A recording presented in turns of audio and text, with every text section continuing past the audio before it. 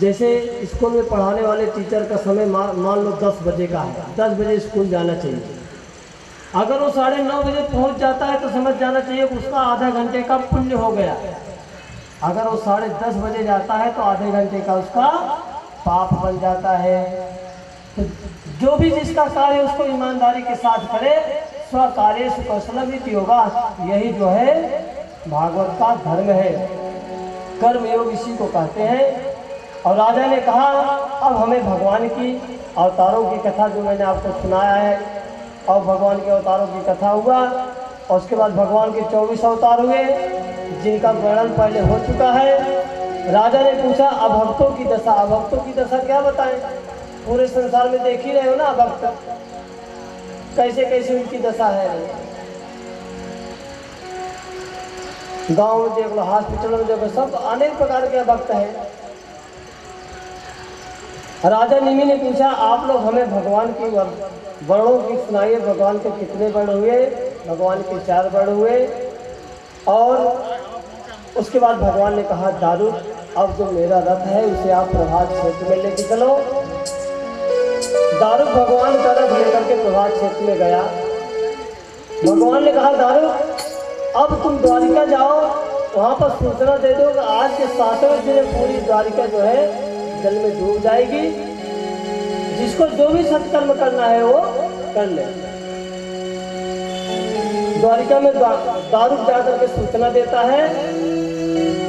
यह सुन करके उद्धव जी आ जाते हैं भगवान के पास। और उद्धव जी ने कहा अरे प्रभु, मैंने सुना आप जा रहे हो संसार छोड़ करके, आप हमको भी साथ में लेकर के चलो। भगवान ने कहा रहे उद्धव, न कोई साथ आता है न कोई साथ जाता है। हे उद्धव, ये अपने कर्म के अनुसार सबको आना जाना लगा रहता है। जाएगा जब यहाँ भगवान कहते हैं अरे आत्मा, जब तू यहाँ से जाएगा ना तो तुम्हारे पास कुछ नहीं रहेगा। अगर रहेगा तो क्या, मात्र सत्कर्म। जो आज सत्कर्म कर रहे हैं वही सत्कर्म जो है आपको साथ में जाएगा। गजब यहाँ से कुछ भी न पास होगा। 2 गज कफन का टुकड़ा तेरा निवास होगा। 2 गज कफन का टुकड़ा तेरा निवास होगा। गजब यहाँ से जाएगा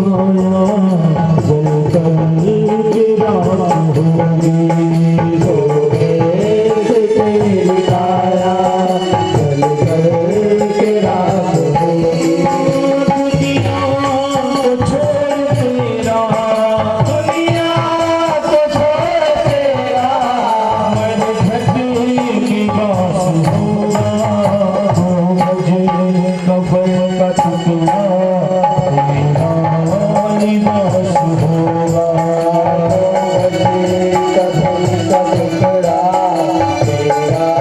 तेरा लिबास होगा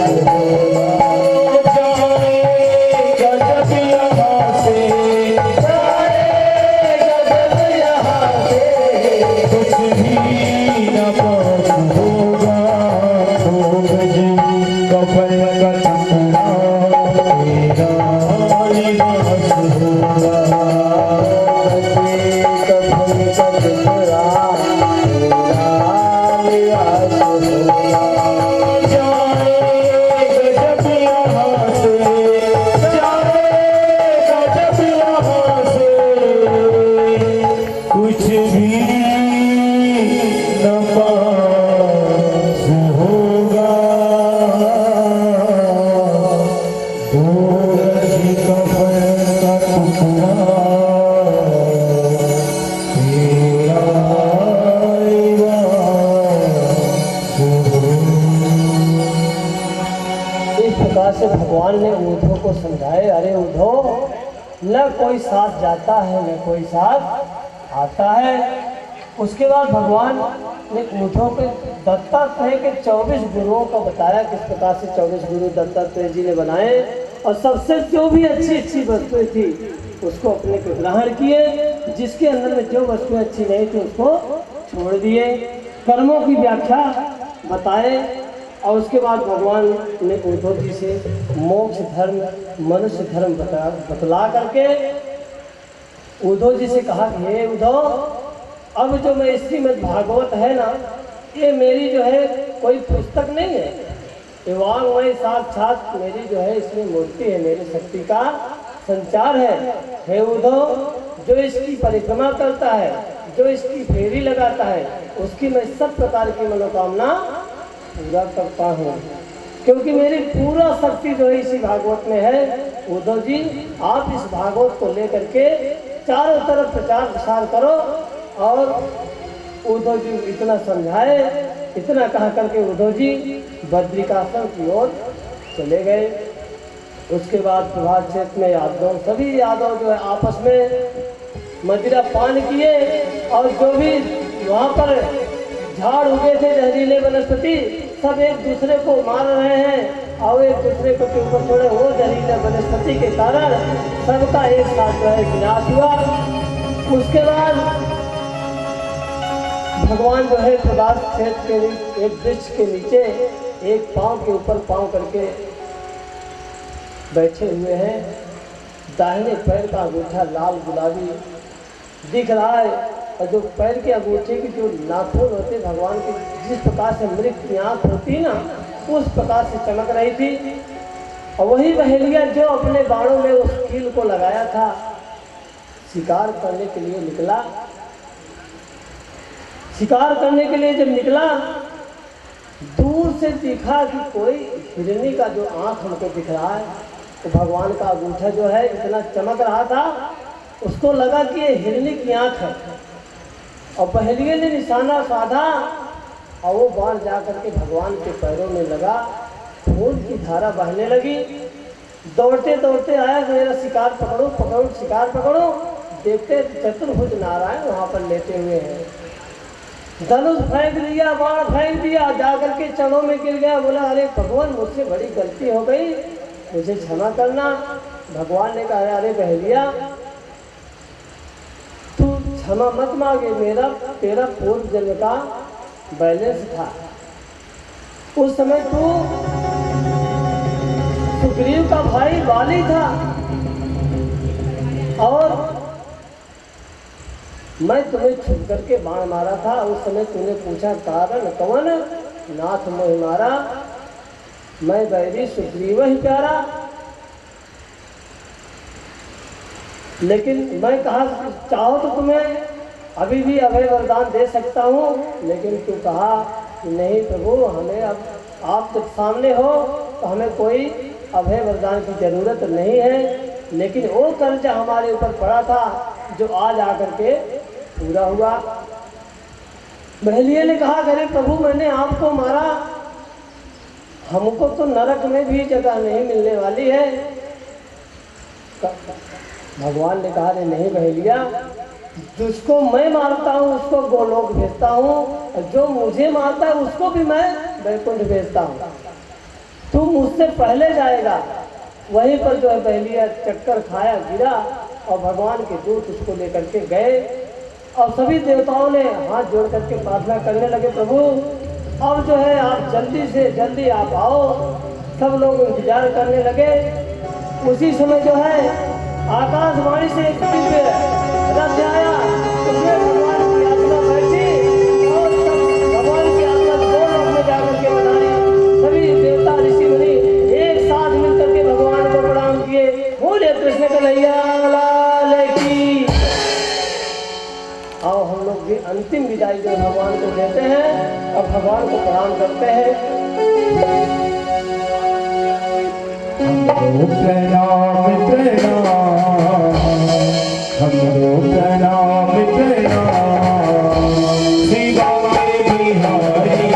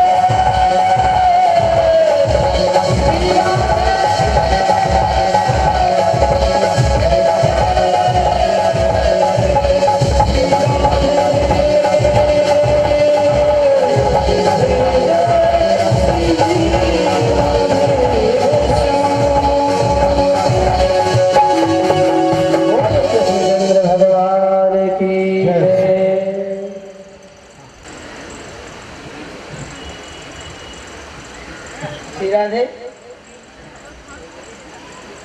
हमारे मध्य में विश्व हिंदू परिषद के मीरा महेंद्र के अध्यक्ष आए हुए हैं, उनका हम बहुत बहुत स्वागत करते हैं व्यासपीठ से और उनको आमंत्रित करते हैं कृपया करके व्यास जी से आशीर्वाद देंगे। और श्रीमद् भागवत सप्ताह ज्ञान यज्ञ में सहयोग राशि के ना और भी कुछ नाम आए हुए हैं, कृपया कर कोई पधारे यहाँ पे। श्री अशोक जी अग्रवाल 5100 रुपये, तालियों स्वागत करेंगे लोगों का। श्री प्रेम प्रकाश जी बंसल 5100। अगर यहाँ पर वो है तो कृपा करके व्यासपीठ पर आएँ और आशीर्वाद लें। अभी जैसे भागवत होती है वहाँ जरूरी है, जहाँ राधा कृष्ण आए हुए हैं तो होली होना तो बहुत ज़रूरी है। तो आज होली का उत्सव भी रखा गया है और मैं समझता हूँ कि सभी भक्तों के पास में फूल होली के लिए पहुँच गए होंगे। फूलों की होली होनी है, कृपया सब तैयार रहेंगे, लेकिन कोई धक्का मुक्की नहीं करेंगे। राधा कृष्ण दोनों आएंगे बीच में आपके और आप सब फूलों से होली खेलेंगे, तैयार रहेंगे। जब व्यास जी आपको बोलेंगे तभी आपके पास आएंगे। इसमें ठीक है। बोले कृष्णचंद्र भगवान की जय। सुखदेव जी कहते हैं कि परीक्षित, समय बड़ा बलवान है। जो जो घोर कलयुग आता जाएगा तो जो धर्म, सत्य, पवित्रता, क्षमा, दया, आयु, बल सब स्मरण शक्ति का लोप होता चला जाएगा। और अब जो है भगवान के जाने पर सुखदेव जी राजा परीक्षित से पूछा कि आप जो है, हे परीक्षित, कलयुग से बचने का मात्र एक साधन है, कलयुग केवल नावधारा। उसके बाद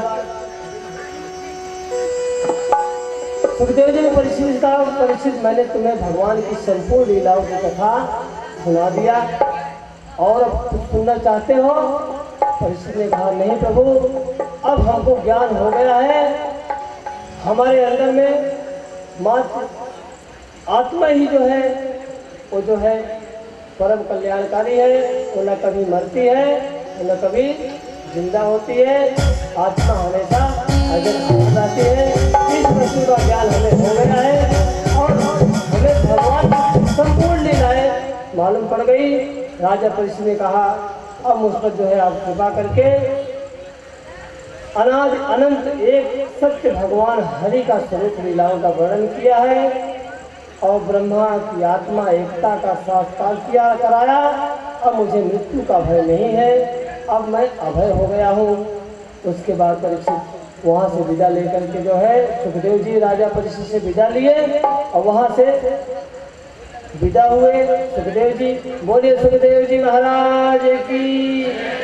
सुखदेव जी के चले जाने के बाद सूत जी महाराज कहते हैं, जब जो है राजा परीक्षित को वो जो तक्षक नाम का सर्प डसा था तो उस समय मैं वहाँ पर था। अब जो है सुखदेव सूत जी महाराज ऋषियों को कथा सुना रहे हैं। तक्षक नाम का सर्प जो है अपने स्थान से परीक्षित के यहाँ चला और कश्यप ऋषि ने कहा, आप कहाँ जा रहे हो? कश्यप ऋषि ने कहा कि मैंने सुना तक्षक नाम का सर्प जो दसने जा रहा है भगवान को, मैं भगवान को राजा परीक्षित को बचाने जा रहा हूँ। और तक्षक ने कहा, मैं दसने जा रहा हूँ। बोले दोनों में तो कौन जीतता है, थोड़ा परीक्षा हो जाएगा। तक्षक ने एक हरे भरे पेड़ में जंस मारा, हरा भरा पेड़ सूख गया 2 मिनट में। और कश्यप ऋषि अपने कमंडल से जल लिए और पेड़ के ऊपर छोड़े, हरा भरा हो गया। तक्षक ने कहा, अरे प्रभु, ब्राह्मण का श्राप जो है अधूरा हो जाएगा, आप ऐसा नहीं करो। राजा धनी देगा ना, जितना धन देता हूँ उतना मैं डबल धन देता हूँ, आप चले जाओ। कश्यप ऋषि जो है मान गए। और तक्षक जो है पूरी सभा लगी थी, विचार किया मैं कैसे जाऊं परीक्षित के पास। तब तक देखा कि एक मालिक एक फूल लेकर के जा रहा है। तक्षक उसी में एक छोटा सा रूप धारण करके फूल के साथ बैठ गया। माली भगवान परीक्षित के पास लेकर के फूल गए। फूल में देखे भगवान, परीक्षित ने देखा इसमें जो है साक्षात भगवान बैठे हुए। तक्षक भी उसको भगवान लगे। जैसे राजा परीक्षित अपने पास फूल लेकर के गया और तक्षक ने अपना विकराल रूप धारण करके तुम्हारा वहीं पर परीक्षित चल करके रात हो गया। और परीक्षित कई प्रकार से जो है आत्मा निकले भगवान के चरणों में जाकर के सुना गई। बोलिए परीक्षित महाराज की। इस प्रकार से जो है परीक्षित का उद्धार हुआ। और इसके बाद ज़्यादा कथा तो हमको आती नहीं, जो कुछ बन पड़ा मैं आप लोगों को सुनाया। अभी तक जितना कथा सुनाया वो सब भागवत का था। लोग कहते हैं कि एक अध्याय की कथा रह जाती है जिसका नाम है हुंडी। और हुंडी, लोग कहते हैं कि जो 7 दिन तक कभी लेट आया, कभी जल्दी आ गया, कोई कथा नहीं सुन पाया, परंतु ये जो 1 अध्याय की कथा सुन लेता है उसे जो है 7 दिन का जो फल होता है वो प्राप्त हो जाता है। ऐसा लोग कहते हैं, हम उनको नहीं कहते हैं। अगर ऐसा हो 1 दिन में 7 दिन का फल मिल जाए तो वनडे कथा करें ना, 7 दिन का माथा कूट कौन करेगा। लेकिन ऐसा है, कभी लेट आया, कभी जल्दी आ गए, कभी जो है कोई कथा छूट गई। कथा आती है कि प्रथम स्कंद में राजा परीक्षित को श्राप मिला, सुखदेव जी का आगमन होता है। दूसरे स्कंद में सृष्टि का निर्माण की कथा आती है। तीसरे स्कंद में कपिल जन्म की कथा और सांख्य शास्त्र का उपदेश की कथा आती है। चतुर्थ स्कंद में स्वयंभू मनु की कन्याओं वंश का वर्णन, पुरंजन आख्यान की कथा आती है। 5वें स्कंद में ऋषभदेव, भरत, हिरण भरत, जड़ भरत, ब्राह्मण भरत, भूगोल खगोल का वर्णन आता है। 6ठे स्कंद में अजामिल की कथा आती है। इंद्र को श्राप मिलता है, दधीची की कथा आती है, वित्तासुर की कथा आती है। 7वें स्कंद में हिरण्यकशिपु, प्रहलाद और नरसिंह भगवान के अवतार की कथा आती है। 8वें स्कंद में समुद्र मंथन, देवासुर संग्राम, वामन भगवान की जन्म की कथा आती है। 9वां स्कंद रघुवंशियों का कथा आता है। 10वें स्कंद में भगवान कृष्ण का जन्म होता है, गोकुल जाते हैं, वृंदावन, मथुरा, द्वारिकापुरी का निर्माण करते हैं, धर्म की स्थापना करते हैं और गीता ज्ञान की कथा आती है। 11वें स्कंद में ज्ञान की कथा, दत्तात्रेय के 24 गुरुओं की कथा। कृष्ण रुक्मणी साथ में आएंगे, पीछे से आते हुए यहाँ पर आएंगे, सब लोग वहीं पर अपने खड़े हो करके उनके ऊपर फूल छोड़ना, फिर अपने स्थान पर बैठ जाना। उसके बाद जब आरती होगी, आरती में जो आज के जजमान हैं पूजन के, वो ऊपर आएंगे और मुख्य जजमान लता आरसी शर्मा और सहयोगी गायत्री दुबे ये ऊपर आएंगे, बाकी सब लोग नीचे से आरती करेंगे। बाकी सूचना ओम जी शास्त्री दे रहे हैं। बोले श्री कृष्णचंद्र भगवान की जय। और जैसा कि आप सब जानते हैं कि भागवत जी का कभी विराम होता नहीं है, कभी समाप्त होती नहीं। जब से सुखदेव जी ने भागवत कथा कही है तब से निरंतर भगवान श्री कृष्ण की कथा गुणानुवाद यहाँ वहाँ सर्वत्र चलती रहती है। ये समय की व्यवस्था है, जो समय आप लोगों ने निश्चित किया था वह घड़ी आ चुकी है विराम की, तो हम और आप विराम दे सकते हैं। तो विराम की वेला आ चुकी है। उससे पहले कुछ विशेष सूचनाएं हैं कि सबके मन में ऐसा होता है कि कथा विराम के अगले दिन भंडारा और हवन इत्यादि कार्य होते हैं, लेकिन यहाँ पे विशेष रूप से कल प्रातःकाल 8 बजे से अखंड रामचरितमानस का पाठ का आयोजन किया गया है। तो सभी भक्तों से निवेदन है कि कल इसका लाभ सभी लोग उठाएं। प्रातः 8 बजे से यहाँ पे हवन श्री रामचरितमानस का पाठ प्रारंभ हो जाएगा, पूजन विधि होगी और अखंड पाठ यहाँ पे प्रारंभ हो जाएगा। आप सब आएँ, पाठ का लाभ लें, स्वयं पाठ करें। बराबर 24 घंटे ये पाठ चलता है। परसों सुबह प्रातःकाल 9 बजे के आसपास तक, 9 साढ़े 9 के आसपास तक रामायण की भी विराम होगा और उसके बाद हम सब मिल के हवन करेंगे। विशेष आग्रह ये है कि जितने भी भक्त, भगवान श्री कृष्ण के भक्त पिछले 7 दिनों से इस ज्ञान गंगा में गोते लगा रहे हैं, अपने जीवन को कृतार्थ कर रहे हैं, उन सभी भक्तों से निवेदन है कि कल हवन में सबको, परसों हवन में सबको उपस्थित रहना है, क्योंकि यज्ञ की पूर्णाहुति हवन से होती है। स्वाभाविक है कि मानव शरीर है, कोई ना कोई त्रुटि आपसे भी हो सकती है, हमसे भी हो सकती है, कोई कथा आपसे छूट गई हो, कोई मन यहाँ वहाँ चला गया हो। उन सब त्रुटियों के लिए आप सबको 2 आहुति, 5 आहुति, 11 आहुति, जितना बल पड़े भगवान हवन कुंड को, यज्ञ नारायण को अर्पण करना है। और कोई भी किसी प्रकार की, अभी राधा कृष्ण को वहीं रोके, सूचना दी जा रही है आप लोगों को, फिर भी आप लोग ध्यान नहीं दे रहे हैं, वहीं रोकिए, अभी कार्यालय में रुके थोड़ी देर के लिए, 5 मिनट का भी समय है। कार्यकर्ताओं से निवेदन राधा कृष्ण रुक्मणी जी को वहीं पे अभी विराम दें। तो सभी भक्तों से निवेदन की 2 आहुति, 5 आहुति, 11 आहुतियां यज्ञ नारायण को प्रदान करके जो भी अगर कोई दोष हमसे और आपसे हो गया हो उसका निवारण करें। उसके बाद में बराबर 12:30 बजे अभिजीत मुहूर्त है, परसों 12:30 बजे श्रीफल का हवन किया जाएगा, जिसको हम सब पूर्णाहुति के रूप में भी जानते हैं। पूर्णाहुति नारियल हवन करके और हम सब मिलके यहाँ पे महाप्रसाद ग्रहण करेंगे। कथा में भी आपने सुना कि वृंदावन में भगवान श्री कृष्ण ने ग्वाल बालों के साथ मिलके वनभोज का आयोजन किया था। तो उसी प्रकार एक दूसरे को सहयोग करना है, एक दूसरे को परोसना है, एक दूसरे को खिलाना है, जो भी सेवा बन पड़ी वह सेवा करनी है। तो हम सब महाप्रसाद के भी उसमें लाभ लेंगे। ऐसा सभी भक्तों से निवेदन, यह कथा आपके लिए है, आपके द्वारा है। तो कोई भक्त ऐसा नहीं माने कि मेरा नाम नहीं लिया गया या मुझे नहीं बुलाया गया। तो कोई ऐसी सारी बातें यहाँ पे ही छोड़ के कल अखंड रामायण पाठ का सबको लाभ लेना है, परसों हवन और भंडारे का सबको लाभ लेना है। इन्हीं शब्दों के साथ में मैं अपनी वाणी को विराम देता हूँ। सभी को एक बार पुनः जय श्री कृष्णा, जय श्री कृष्णा, जय श्री कृष्णा। अभी राधा कृष्ण को काउंटर में बैठा दें।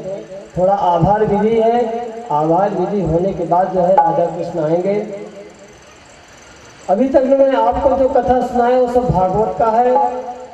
थोड़ा आभार प्रकट करना चाहता हूँ। सबसे पहले मैं सभी यजमानों को आशीर्वाद देना चाहता हूँ जो यहाँ पर तन से, मन से, धन से किसी भी प्रकार की सेवा किए हैं। सबके घर में खूब लक्ष्मी का वास रहे, ये व्यासपीठ से सबको आशीर्वाद है।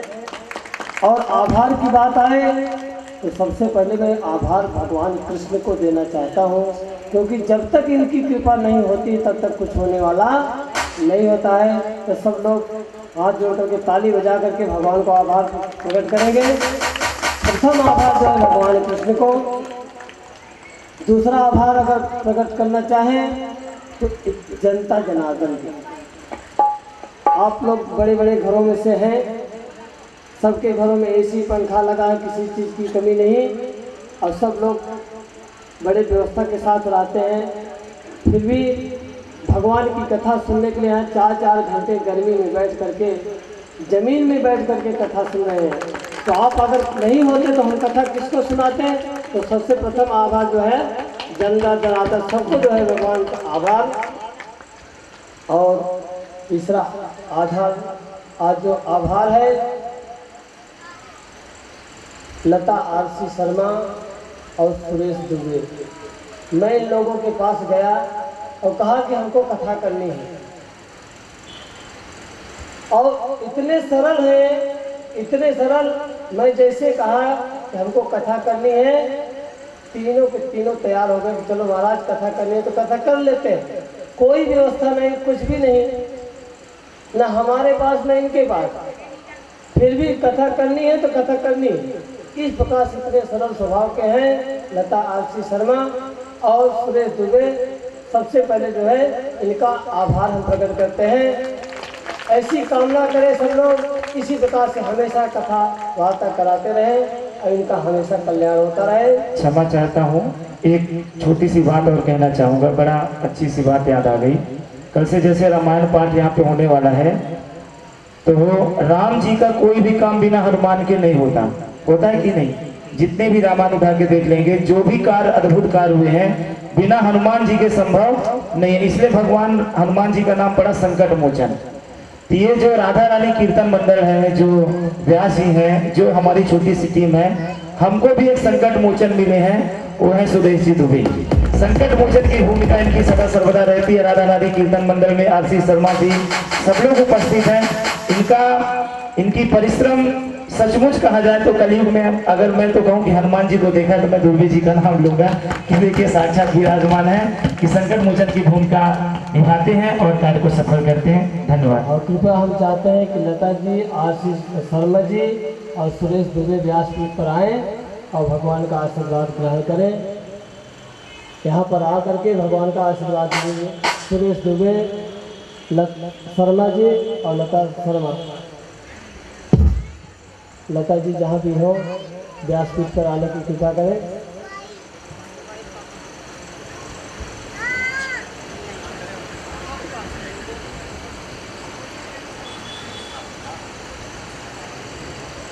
और पहले दिन मैंने शर्मा जी आपका नाम लिया था, आरसी शर्मा जी, तो दीदी ने कहा था कि मेरा भी नाम ले लिया जा करिए। तो मैं कहता हूँ कि आप तो शक्ति हैं, आपके बिना शर्मा जी और सब कुछ अधूरा है। जब तक आप नहीं रहेंगी तब तक कोई कार्य हो सकता नहीं है। तो जोरदार ताली से अभिनंदन करेंगे लता जी शर्मा, आरसी शर्मा जी और सुरेश जी दुबे का। धन्यवाद।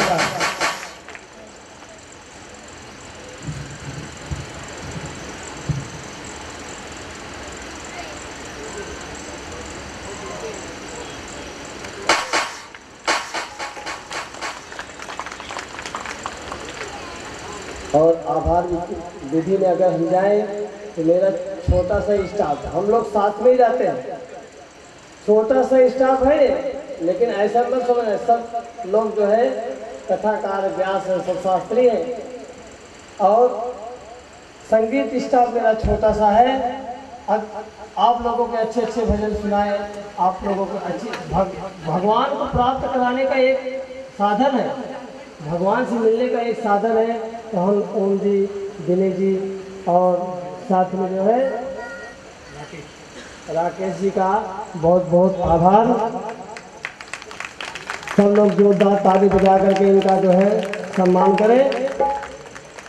उसके बाद हमारे भूदेव ब्राह्मण लोग लगातार यहाँ पर सबका पूजन पाठ करके देवताओं को पूजन करने के लिए तैयार तत्पर, भूदेव लोगों का भी आभार। उसके बाद आभार विधि में जाए तो हमारा पंडाल बनाने वाला भाई इतना सुंदर पंडाल सजाया, भगवान उसकी हर प्रकार की मनोकामना पूरी करे और हमेशा खुश रहे। एक यहाँ से आशीर्वाद उसको। और उसके बाद जिसने भी जिस प्रकार का सहयोग किया, हमारा कैमरामैन भाई तो छूट ही जा रहा है, देखो 7 दिन लगातार सबका फोटो ले रहा है, इसको बहुत बहुत आभार। और इसकी भी मनोकामना भगवान पूरी करे। इस भागवत में जिसने भी जिस प्रकार का सहयोग किया, तन से, मन से, धन से, विचार से, बुद्धि से, विवेक से, श्रद्धा से, सबकी परमात्मा भक्तिपूर्ण हमेशा भक्ति उसके घर में निवास करे, ऐसी जो है कामना है। आपके घर परिवार व्यापार सभी जगह जो है भक्ति का निवास हो, और जहाँ पर भक्ति होती है वहीं पर सुख समृद्धि का जो है निवास होता है। 3 बार सभी लोग बोलेंगे ओम विष्णुवे नमः। उसके पहले राधा रुक्मणी यहाँ से आएंगे और हम लोग थोड़ा होली खेलेंगे, उसके बाद यहाँ पर हम विराम करेंगे। बोलिए कृष्ण कन्हैया लाल की। सब लोग अपने अपने स्थान पर खड़े होकर के भगवान के ऊपर फूल छोड़ना है, फिर अपने अपने स्थान पर बैठ जाना है, उधर इधर उधर नहीं करने का। बस अपने स्थान पर खड़ी हो जाओ, फिर वहीं पर फूल छोड़ो, फिर बैठ जाओ।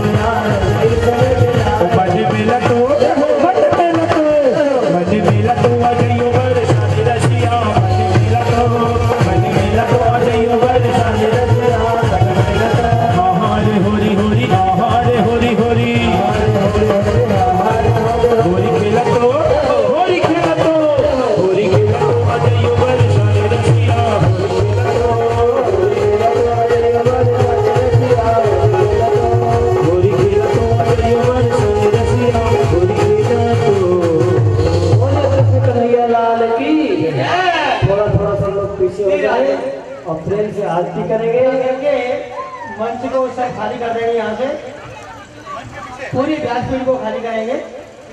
और आज आरती में एक विशेष रूप की तैयारी की गई है। आप हमारा साथ देंगे और इसको यादगार बनाएंगे। भागवत प्रेमी जो भी 60 और 60 एबव 60 साल और 60 से ऊपर है, कृपा करके 9 से ऊपर आएंगे व्यासपीठ में। आज हम उन्हीं से आरती कराने वाले हैं जो 60 और 65 के ऊपर है। कृपा करके जैसे ऊपर से आते हैं वैसे आएंगे, उनको कोई रोकेगा नहीं और वही आके ऊपर से आरती करेंगे। और विशेष सूचना यह है कि जो विशेष सहयोगी महिला सदस्य हैं और अन्य सहयोगी सदस्य हो जाएंगे, जो भी यहाँ पर थोड़ा महिला या पुरुष 60 और 60 से ऊपर है, कृपा करके ऊपर आए और उन्हीं से आरती कराई जाएगी।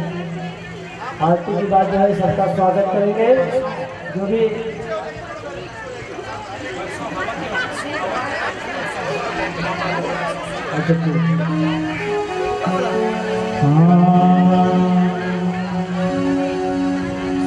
आज के हमारे दैनिक यजमान कृपा करके नीचे से आरती करें।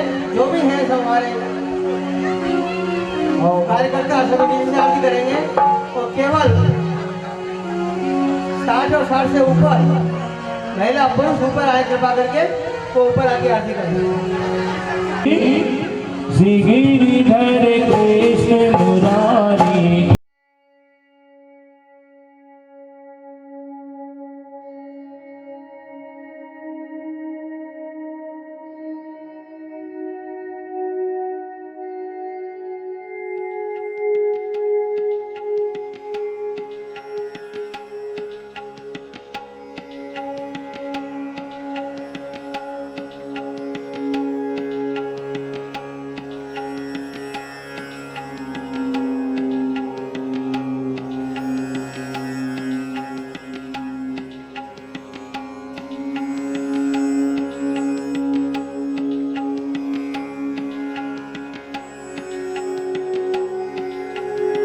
बिहारी श्री गिरिधर कृष्ण मुरारी आरती बिहारी गिरिधर कृष्ण मुरारी राधे बिहारी गिरिधर कृष्ण मुरारी।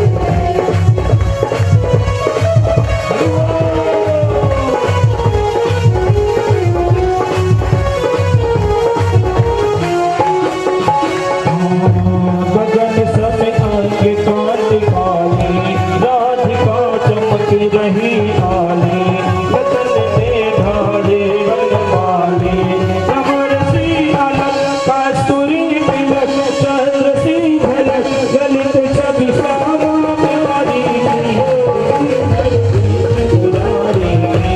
आरती बिहारी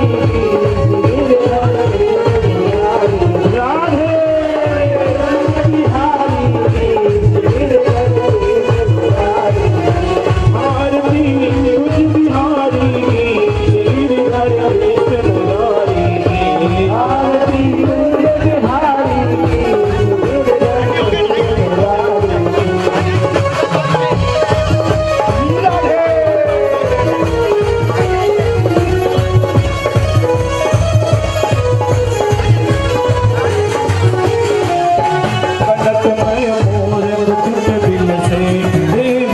दर्शन को तरसे गगन सो सुमन राशि बरसे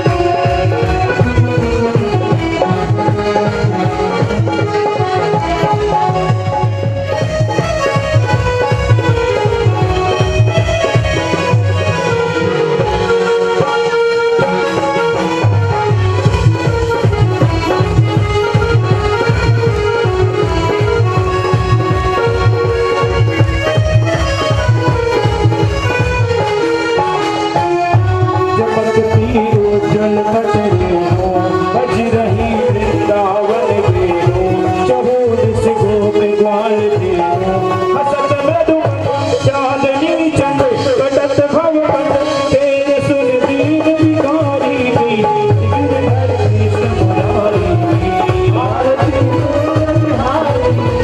जय जय आरती कुंज बिहारी गिरधर कृष्ण मुरारी आरती कुंज बिहारी कर्पूरी गौरं करुणावतारं संसार सारं भुजगेन्द्रहारा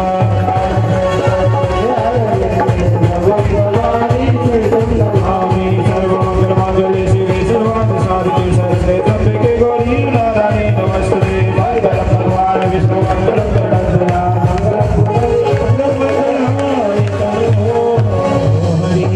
गरुडध्वजा पुष्पै देवाभिवन्दनं सर्वेषां देवताभिवन्दनं सर्वेव आत्माभिवन्दनं हस्तौ प्रक्षाल्य मन्त्रपुष्पाञ्जलिः ॐ जगनेन जगमय जगदेवास्तानि धर्माणि प्रमाण्य सन्न्याते हनाकं महिमानासचन्द्रपूर्वे साध्याः सन्ति देवाः नानाशुभस्रपुष्पाणि राकालोद्भवानि च पुष्पाञ्जलिं मया दत्तं गृहाणं परमेश्वर चरणकमलयोः मन्त्रपुष्पाञ्जलिं समर्पयामि। बिना प्रसाद का कोई नहीं जाए, क्योंकि बिना प्रसाद को जाना ठोस लगता है। सबको प्रसाद मिलेगा, सब प्रेम से एक एक लाइन बना कर जाए। थोड़ा समय तो लगेगा लेकिन सबको मिलेगा, एक एक करके आएगा।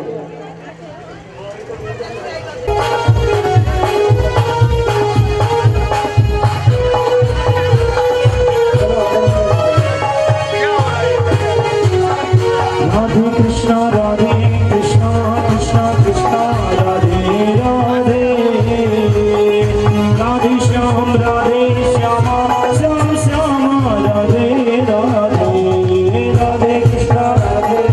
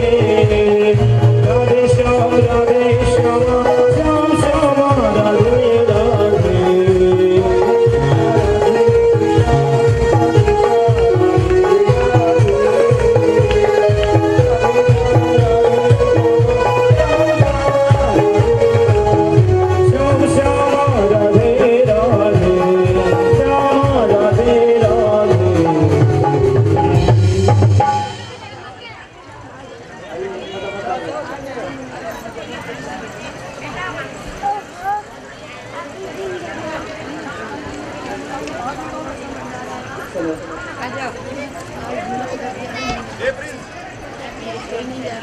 चलो बड़ा जल्दी चलो प्रसाद ले लो।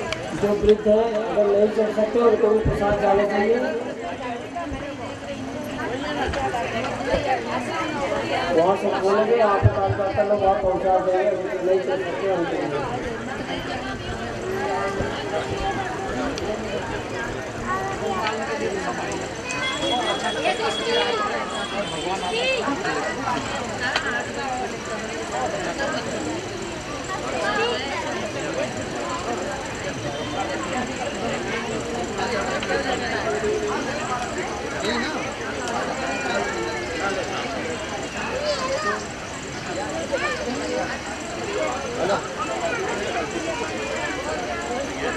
मेरे में फोन करेगा, 1 घंटा 1.5 घंटे में फोन करा दी, मैं वसूली पे आकर बुला लिया। अरे दरवाजा जी तुम्हारा यार हाँ तो मैं करता बढ़ रहेगी। आप हमारे से ज्यादा पास में हो।